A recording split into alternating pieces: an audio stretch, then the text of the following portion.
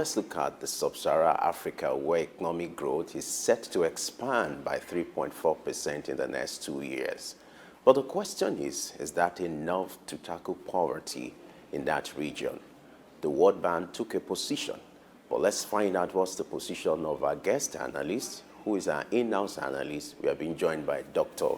Idahosa Osamhanze. Glad to have you join us this morning on Learning Exchange. Femi, a pleasure to be here this morning. Good morning. Welcome to the show. So let's talk about the economic growth in Sub-Saharan Africa. You know, the projection is that in the next 2 years, the region is going to experience, expansion to about 3.4%. But the question is that enough to tackle poverty? The World Bank has taken a position. The World Bank feels that's not enough. What's your take? What do you feel? Well, whether 3.4% growth rate for Africa is enough to deal with the multitude of challenge that is facing the continent, obviously no. It's not enough because if you have a population that is growing at a rate of about 3 to 3.3%, and of course you are growing your GDP at 3.4%, it definitely means that you cannot feed that population. So that is what it portends. But I think we must look beyond the economies of the World Bank and begin to look at Afrocentric economics. And I think that's where the real conversation here should lie. Many Africans should not see this as given. It seems to be a projection. Projection is not something that's actual or exact. How do Africa up its game to ensure that we have to catalyze a growth that should be between 6 to 9% is what we should be talking about, really. And I think that's possible for Africa if we will sit down to strategically put program in place to see African transition. You see, what I've observed is that these predictions and speculations from the Bretton Woods institutions are designed somehow to stunt the progress of Africa. And I think that we should have African economies who also will sit down and see what are things that we can do, really. Because honestly speaking, if you look at it in terms of GDP and growth, a lot of informal things that are happening in Africa are not factored into our growth and our development. Whereas because they have a much more formalized system where almost everybody is registered, everybody is captured, you can know per chance what everybody is doing. But we live in an environment here where a lot of people are storing money in their houses, both foreign currency and local currency. So you really cannot, for a certainty, say what the growth is like. And now, if you're using real estimates like we do from time to time, previous study that was done some years ago, and then of course you are just incrementally scaling up to get your figure, then also you could also be right. There's a whole lot of activities that are also happening right here, right now in Africa.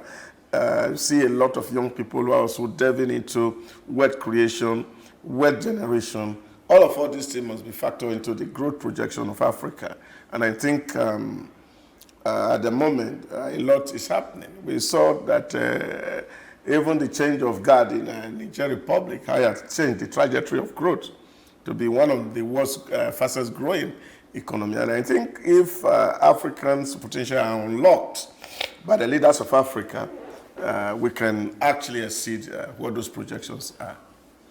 All right. In looking at trying to unlock the potentials of Africa, well, you may not agree with the World Bank's projection of 3.4%. No, I'm saying the projection, how scientific it is a different ballgame because there's a whole lot of activities that's happening in Africa, and how these are captured to fit into what we're actually saying is what need to be reviewed. And you really need African economists who should be on the ground actually studying Africa to report Africa, rather than having Africa report from outside.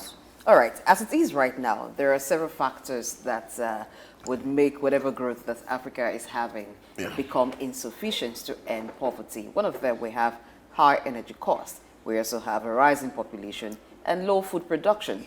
How can Africa tackle these three key things to enhance its growth alongside other good things that are happening, alongside other meaningful development that is going on in Africa? You see, there's something that a lot of people really need to understand about growth and development.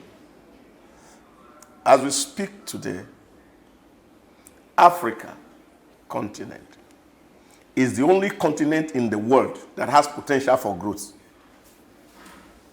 Africa. Europe has reached a climax. Asia is on its climax. So the only continent that is open for growth is Africa. And not just that we are open for growth, we also house 70% of world mineral endowments. That's the point. Is Africa extracting them? Eh? Is Africa extracting them for its use? Yeah, this is why I'm saying when you unlock your potentials, you will be the continent to beat. Because there's so much there that is there. You see, one of the things that they call it in psychology, self-fulfilling prophecy. You see, when you begin to talk down on yourself. And this is what all these projections are meant to do for Africa. So that we undermine what potentials we can have. And we are not open to what opportunities that are there. So I'm not limited by whatever thing that World Bank is saying. That's their figure. But I'm also seeing, for example, a Nigerian president who is determined to grow a $1 trillion economy by 2027. So, and a whole lot of effort is being put in place. Take, for example, we're looking at the capital market, what is happening right now. All the banks are doing everything within their reach to ensure that they have to muzzle up to fund that $1 trillion economy. You saw recently, you see Fed Bank is doing some primary offer. You are seeing some on JTB Bank. You are seeing some on and all these things. And these are all going to be fully subscribed. And all this is telling you that there's a whole lot of activity that can happen in Africa. So we should not be limited by what a foreigner say about us. What should concern us really is how do we unlock the growth potentials in Africa and harness it to conquer poverty in the land.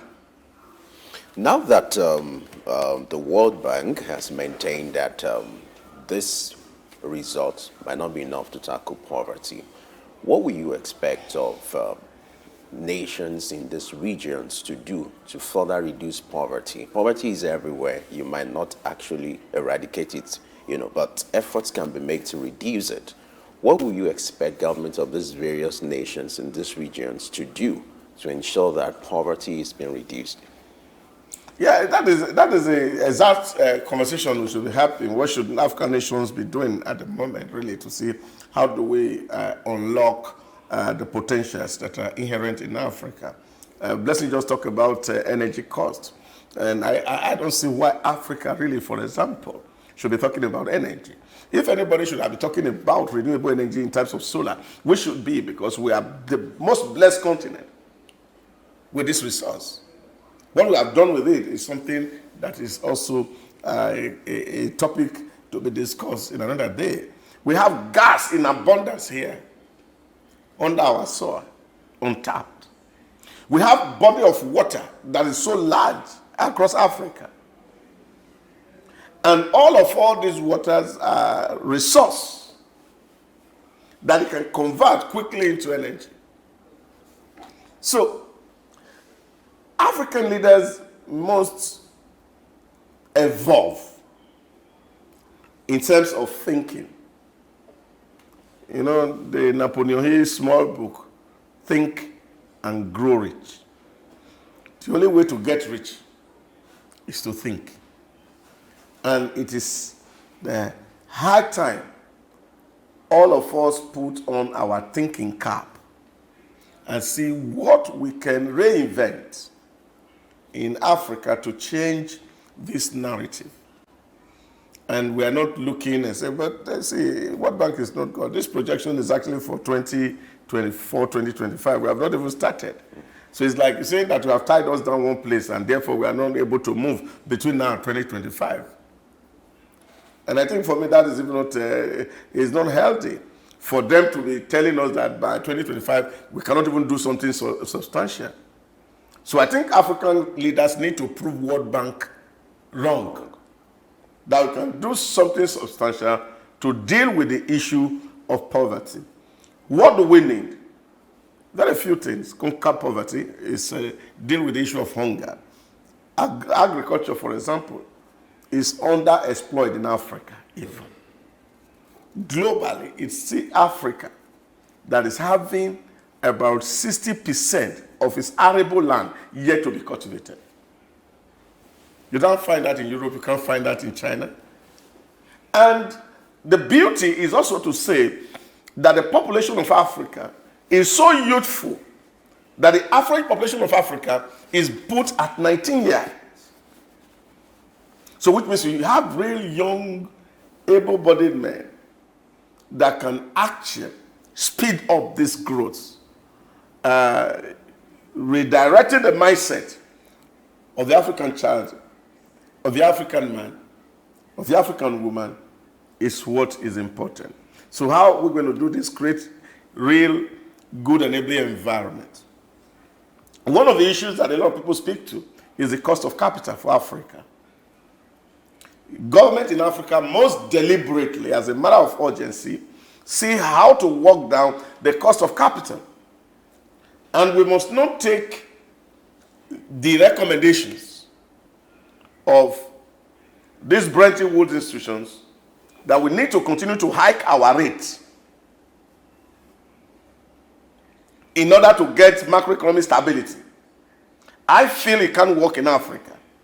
Because the more rate you hike, the more poverty you unleash on your people. Because the people who are borrowing this money from you at a very high and exorbitant interest rate are going to pass this rate to the consumers who already have no disposable income to even purchase the things that you are producing. So I think African government and those who run our economy should understand this issue. That it's not about lending to people who has money. It's knowing ultimately who bear the brunt of the rate. So if you lend to an FMCG, for example, who is producing, if it is milk, if it is sugar, whatever thing they are producing, the interest rate is factored into the cost of production. And that price eventually is borne by the consumer. Mind you, these products are not for export. That you are hoping that when you produce it, you price it and sell it to somebody abroad. You are selling it to your people who already don't have means. And so you see, in an economy where people are buying necessity, and nobody can even think about luxury, then you don't need to be playing with the rate for the people. We must look out for mechanism to see how we can lower the rate so that we can have more money in the hands of people to actually support productive activity in Africa. So once this is done, we can see African will rise, and then of course we become the bride of the world. In making African rise, the same World Bank that's making projections also recommended some approach through which Africa can end poverty. Now, one of them is the investing in people, development in human capital. Another is ending inequality, wage inequality. First, let's begin with investing in people. What sort of investments does Africa need right now? You've talked about Africa having a very youthful population and having so much potentials for growth, including natural resources. So what kind of investment will be able to harness these two key things, a youthful population and the natural resources that Africa has? Oh yeah, there's so much that we can do in those two regards. I agree completely with World Bank because I was speaking somewhere on Saturday at an event organized for young African women and network, and I said to them, you see, one of the big problems that African is really suffering right now is one of the problem of inequality, where, of course, the women and the children are not empowered. And if you don't empower women and empower children, what you're doing is actually you are stunting your growth. And Africa needs to do a lot in that regard. We're not just going to be talking about sustainability in terms of saving planet alone. We must also be talking about sustainability in people, which is the second pillar of sustainability. Actually, call me 3 pillars. The first pillar is planet, the people, and then profits. Now, this area, we need to see how to work around this. So while we are talking about saving the planet, we must also be talking about saving the people. And how do you save people? You save people by educating them. The education system in most of African countries right now is nothing to write home about. And I think that's something that is desired. We have to find a way to do it. Recently, we saw a child who went to Benin Republic to go and shop a certificate and brought home. And we've been hearing this packaging thing they talk about certificate, even from neighboring African countries, to tell you how bad the education system is in Africa. That needs to really be worked on. So how do we revamp education that it become really functional? The people who go to school to study a course will leave the university and they will come out with the level of intelligence or skills that can translate theory into practice. That needs to be done. Now, government can't do that alone. So they need to partner with thriving private sectors, which is, of course, the synchronization of both the town and the GAM needs to be prioritized. And that is important. Where people who are doing business in Nigeria, for example, should be able to invest in the university system such that those universities will be producing ready-made graduates for their productivity. And until that integration happens between the town and the GAM, you will find that you will continue to do your own things and somebody is doing something else. While they were teaching me Fortran 77 in the university, people were already producing microchips somewhere. You understand it? So we were doing what they call it, mainframe computer. People were already producing iPad. And so you have people who are computer scientists or computer engineers who are backward in terms of thinking because of the curriculum that is presented at the institutions of learning. So this is where we need to see how we can deal with our education system so that it can become really functional. So that when people study mechanical engineering, it is not just a paper qualification alone. They should be able to construct models. They should be able to do designs. Cars that are made for African environment. This is where our education should go. There's a trend you see, I don't know, where you have students who are studying technical courses and they are supposed to be doing internship, and the school give them paper and say, go and look for where to do internship. That cannot help. The school should have agreement with where these skills are needed, and then the students are deployed to this area. You have to be strategic.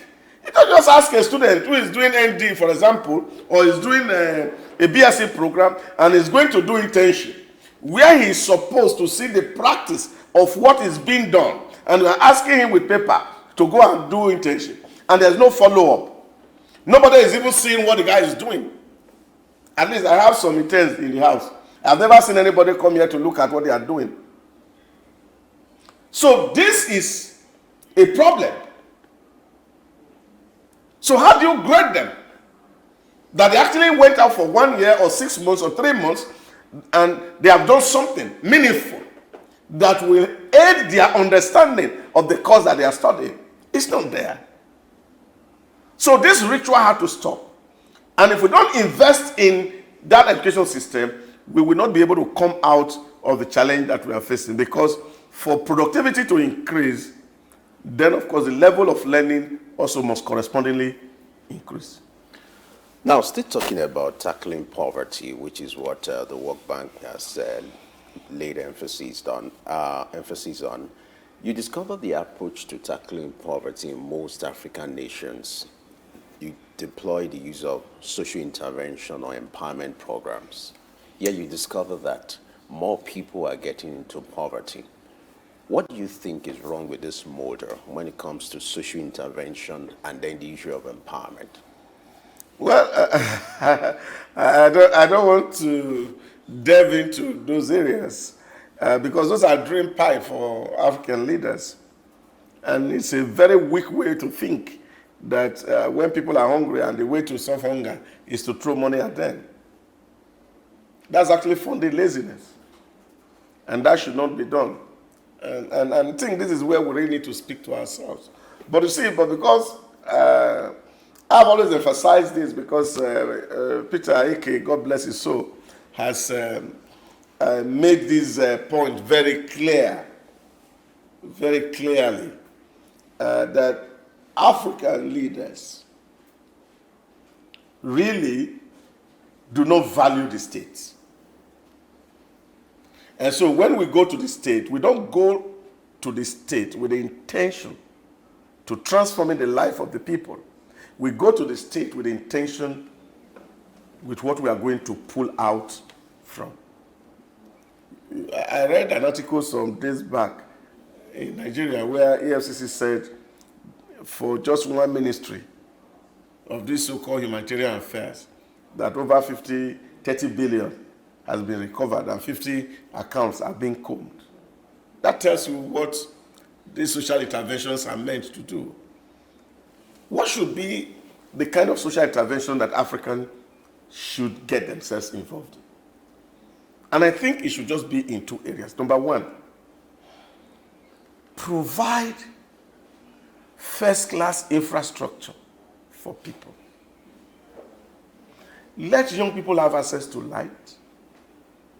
Let them have access to good roads. So that if they produce something, effortlessly they can take it to the road. If they learn a trade, they can begin to work. They don't need government 10,000 or 25,000. They don't need it. So create that basic infrastructure. Give every Nigerian, for example, or every African child health insurance. Pay this money into health insurance. So that if a child is sick or a person is sick, he can have access to hospital and be treated based on the insurance the government is paying. Now, what you do here is that by the time you pay this money in bulk into the insurance company, you're creating more opportunities in the insurance, you are engaging more people, and your economy is becoming more robust. Outside of that, government should create hubs where people can do community farming, they can do community engineering, and all manners of community collaborations. Where government, for example, will invest in some SMEs to provide some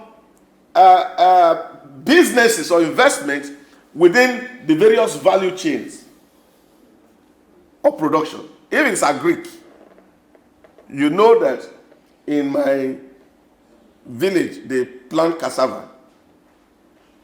You go and put a plant there and build it where the villagers can actually come to extract starch, which is an essential commodity globally today. And we are the highest producer of cassava globally. Imagine that it's not just fufu and eba we are doing with our cassava. And we are taking the starch, which pharmaceutical companies require. That will create huge wealth. But as it is today, all those starch component is wasting in the village. And so the villagers really don't know what it is. Because they are struggling to take gari and fufu out of the cassava. So this is where government needs intervention. So you create such factories where they can take their thing and extract their own things and make money for themselves, and then of course pay a token to use that facility. If you have such intervention across the places, people will be encouraged to do meaningful things, not dashing them 5,000, we call it conditional cash transfer, and then it stayed in the account of another man for 3 months or 4 months. After he has traded with it, then they are going to pay. Sometimes the thing is not complete. Sometimes it doesn't come at all this for me are not necessary, and that's not the way to deal with poverty. Let's look at what is playing out in West Africa compared to East Africa. Now, the projection by the World Bank is that the West African nations will experience 3.4%. But for the East African, you have the Rwanda and the rest of them, the projection is they're going to experience 5.3%. What's the difference? What do you think these nations, talk about Rwanda and the rest of them, are doing differently that is prompting the World Bank to have this kind of optimism about this region compared to that of the Western African countries?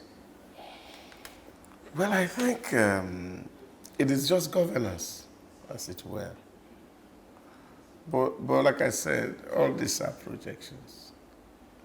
Real-time projections.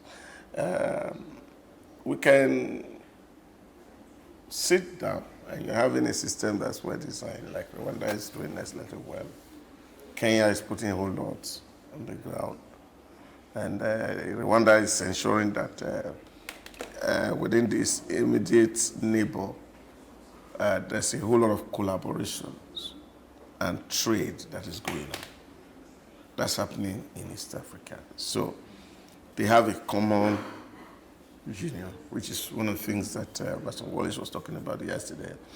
And you have a champion there, and that champion is Paul Kagame, to see how to stem the tide of corruption, the tide of wars in East Africa, and ensure that the borders are open and you can move across East Africa easily within the same zone.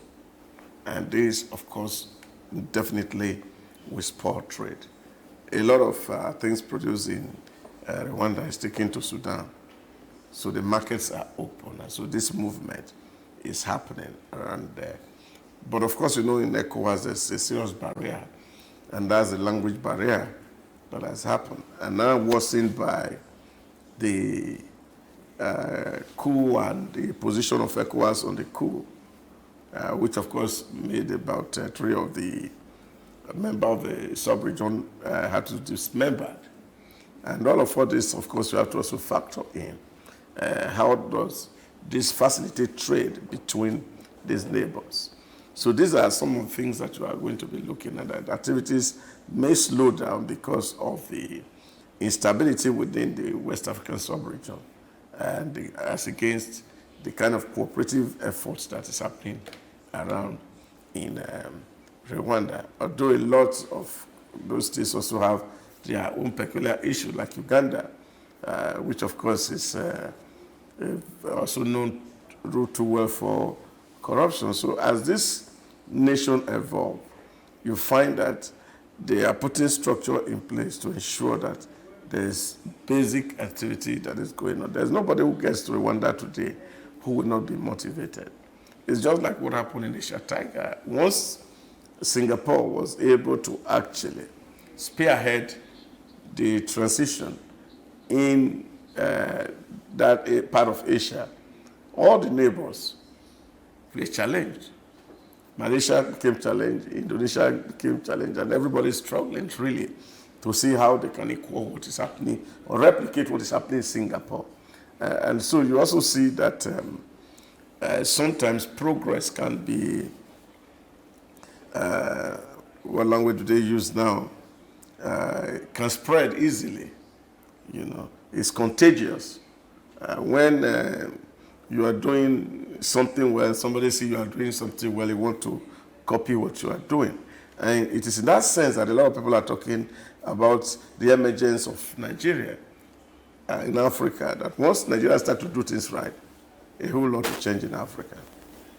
All right, changing things in Africa, what is the role of the institutions and how can that synergy be there between the institutions and the industry to create lots of value for many of the resources that Africa has, value addition?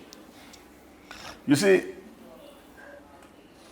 every time I hear these arguments about institutions, because I also hear people talk about, oh, the reason why we are not doing what we are doing is because institutions are weak.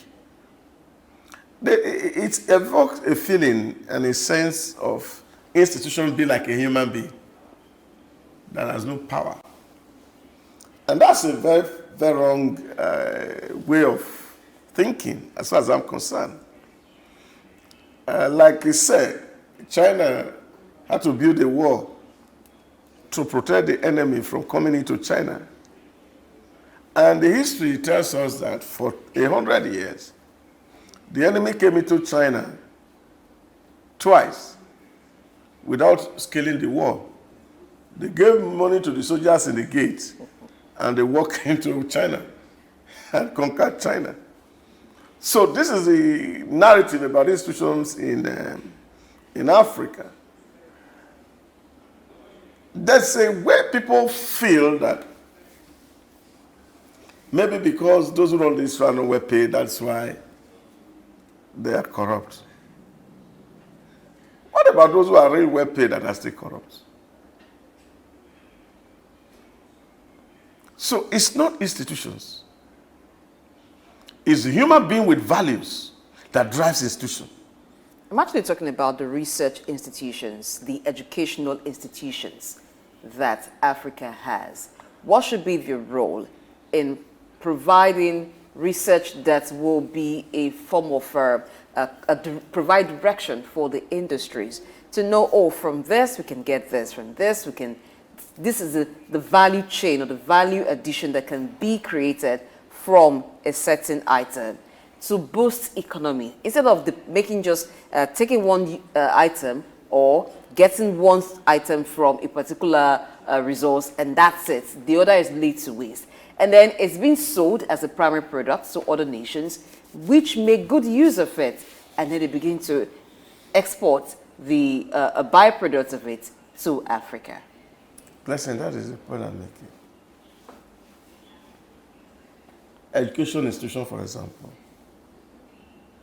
is run by men without values. How can it generate research? For God's sake. But there are funding for some research. No, see, this is what I'm saying to you. So if I give you money to go and fund research, you do some side chick one side, you do some new works on the other side, and then you travel to Canada and come back, or probably put your son in a better school. That's how it ends. That's how it ends. That's what I'm talking about. Human beings. That's what we need to create first. If you don't have good human beings to run institutions, the institutions will be run aground. And that's what we are experiencing. Go to NIFO and see what's happening. Go to Yanomo, Rubber Research. And so many of them scattered all across the places and see what people are doing. So we need human beings first. Men of value who understand ethics and morality in leadership to drive these institutions. So you don't get to do some, just small said. The last time we were doing recruitment here, and the lady said to us, she said, oh, I wrote my project myself. I was very proud about that, and that was what I said. So do people write projects for people before? You say, yes, of course. There were areas where people have to travel from one university to the other, take a project done somewhere, remove the backup and do another one, and come and submit it. We are even having that lecturers are having centers to write and just pay money and then we have done these things for you. So all these things are happening within our system and then nobody's checking, nobody's monitoring. So this is where I'm talking about value system. So what Africa needs really is to create a new set of value that prioritize hard work, honesty, transparency, openness, accountability. And when this is found in us, then we can see society transformed. You know, before I came into the studio just now, I had to preach in a church, and I was saying to them, when Jesus says to us, for example, I am the vine and ye are the branches, and you are supposed to bear good fruit. We are supposed to be producing fruits of righteousness. Now, that fruit we don't see in society, even when churches are multiplying on a daily basis. We can't see the fruit. We don't see it in the marketplace. We don't see it in the workplace. We don't even see it inside the church, let alone inside the family houses. Now, if we're not producing that righteousness, how are we going to drive development and growth? Because the truth is that any nation, they don't need to be a Christian nation. Any nation that you have seen made progress so far, go and find out what works there. You may not call it righteousness. Some people will just call it simple discipline. So that when they say they are going to do road and 10,000 naira is the value of this road, nobody is going to say it is 30,000 so that it costs state more money. That's the point I'm making. So we need high values in society to drive this change.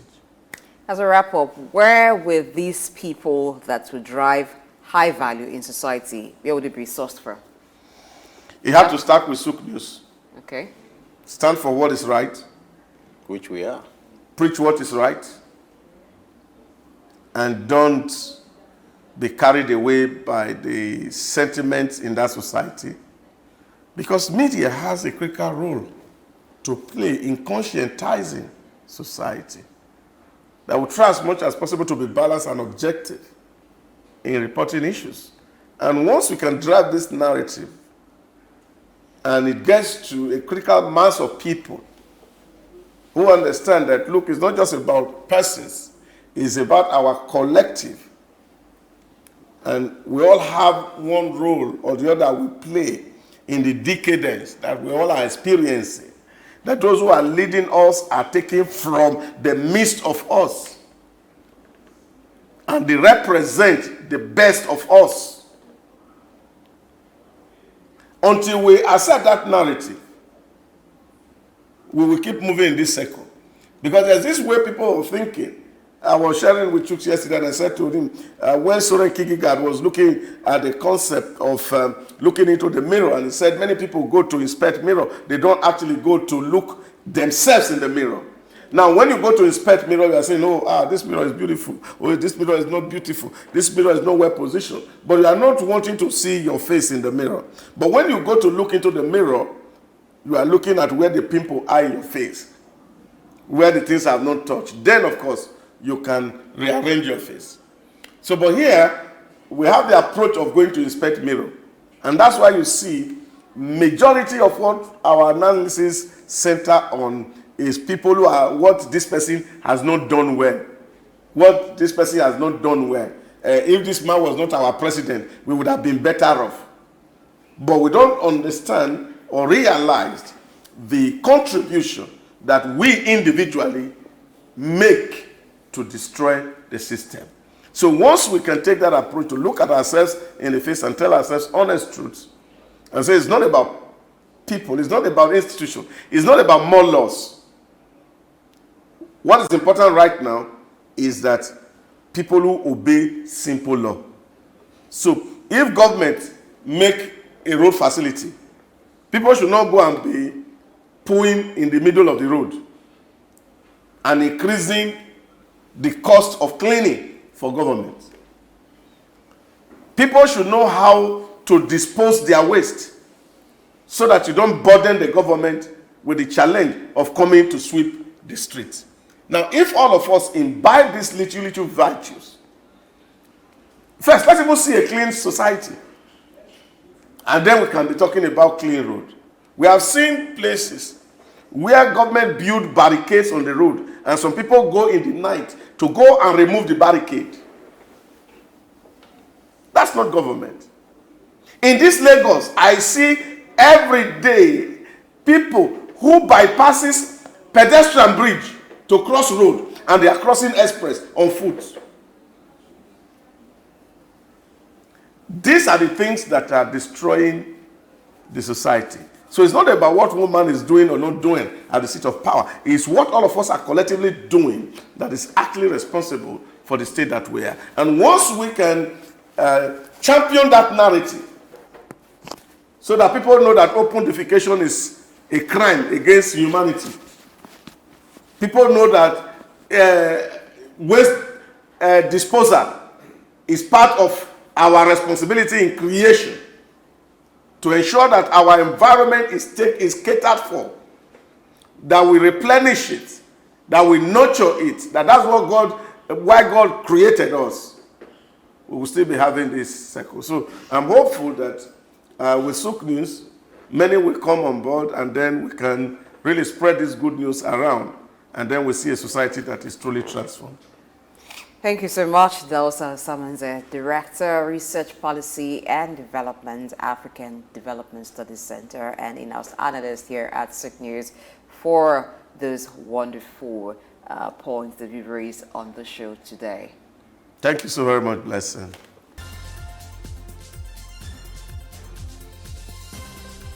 Early exchange, shaping policy, advancing development.